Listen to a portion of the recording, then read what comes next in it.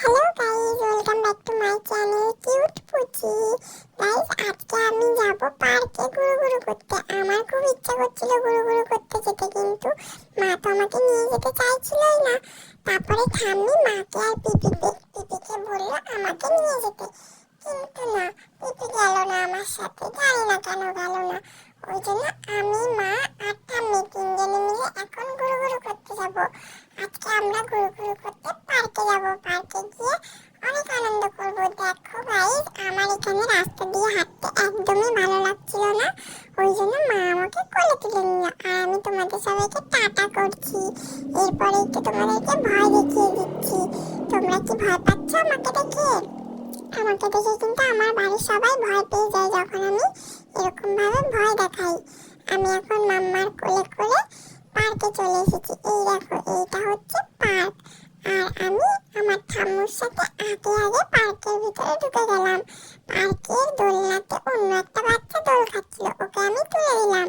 দিয়ে এবার আমি নিজে বসে পড়বো, বসে বসে দোল খাবো। কিন্তু হ্যাঁ, আমি তো একা একা বসতে পারি না। তাহলে আমি কি করব? ওই জন্য ঠাম্মু আমাকে বসিয়ে দিচ্ছে, আর আমি ঠিক একা একা বসে যাব। আগে পারতাম না তো কি হয়েছে, এখন আমি ঠিক পারবো। এখন আমি অনেকটাই বড় হয়ে গেছি। এই দেখো, আমি একা একা কত সুন্দর করে দোল খাচ্ছি। আমার খুব মজা হচ্ছে দোল চড়তে। আমার দোল চড়তে দারুণ লাগে, কিন্তু মাম্মা তো আমাকে পার্কে নিয়েই আসে না। আজকে ঠাম্মুর জন্য আমি পার্কে চলে আসলাম। এইবার ঠাম্মু বলল যে আমি নাকি পড়ে যাব, ওই জন্য আমাকে মাম্মার সাথে দোলনায় বসিয়ে দিল। আমার তো একা একা দোল খেতে বেশি ভালো লাগছিল, মাম্মার সাথে অতটাও ভালো লাগছে না দোল খেতে। কিন্তু কি আর করবো, কিছু করার নেই। তবু মাম্মার সাথে বসে আমাকে দোল খেতে হবে। জানো তো গাইস, আমার মাম্মাকে আমার ভালো লাগে না। মাম্মাটা খুব দুষ্টু, কারণ সবসময় আমাকে খাওয়ায়, ঘুম পাড়ায়, একটু ঘুরু করতে নিয়ে যায় না। আমার পিপি আর ঠাম্মি খুব ভালো। এইবার ঠাম্মি আমাকে স্লিপ চড়াচ্ছে। স্লিপ চড়তে আমার অতটাও ভালো লাগে না, কিন্তু কি করব, অন্যরা তো দোলনা চড়বে বলে লাইন দিয়ে দাঁড়িয়েছিল। তাই আমি একটু ততক্ষণ স্লিপ চড়তে থাকি, আর অন্যরাও দোলনা চড়তে থাকুক।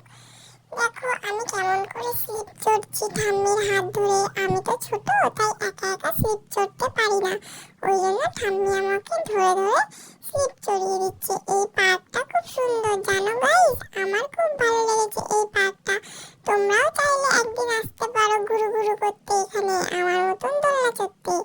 এই দেখো, এইবার আমি উল্টো দিক দিয়ে স্লিপে উঠবো, কিন্তু আমি সেটা উঠতে পারছিলাম না, কারণ আমি তো ছোট। তাই ঠাম্মি আমাকে হাত ধরিয়ে ধরিয়ে উল্টো দিক থেকে স্লিপে তুলে দিচ্ছে। দেখো পার্কটা কত সুন্দর, কতটা বড় পার্কটা। আমি তো গুড় করে দৌড়ে দৌড়ে হেঁটে বেড়াচ্ছিলাম। পার্কে সব দাদা দিদিরা কত খেলা করছে। বড় বড় দাদারা ওই পাশের মাঠটাতে ফুটবল খেলছে, আরো দাদা দিদিগুলো সবাই ব্যাডমিন্টন কত কিছু খেলছে। কিন্তু আমাকে তো কেউ খেলতে নিচ্ছিল না, কারণ আমি তো ছোট।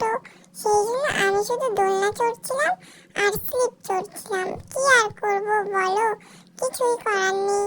সবাই আমাকে ছোট বলে খেলার থেকে বাদ দিয়ে দেয়। তাই আমাকে স্লিপ চড়ে আর দোলনা চড়ে পার্কটা শুধু ঘুরতে হলো, খেলতে আর পারলাম না।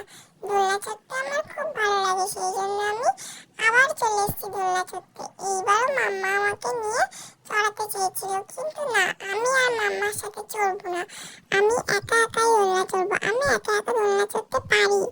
এইবার আমি, মাম্মা আর ঠাম্মি তিনজনে মিলে বাড়ি চলে যাবো। গাইস, তোমাদের সাথে আবার দেখা হবে নতুন একটা ভিডিওতে। তোমরা আমার চ্যানেলটা সাবস্ক্রাইব করে দাও, ভিডিওটাতে লাইক শেয়ার কমেন্ট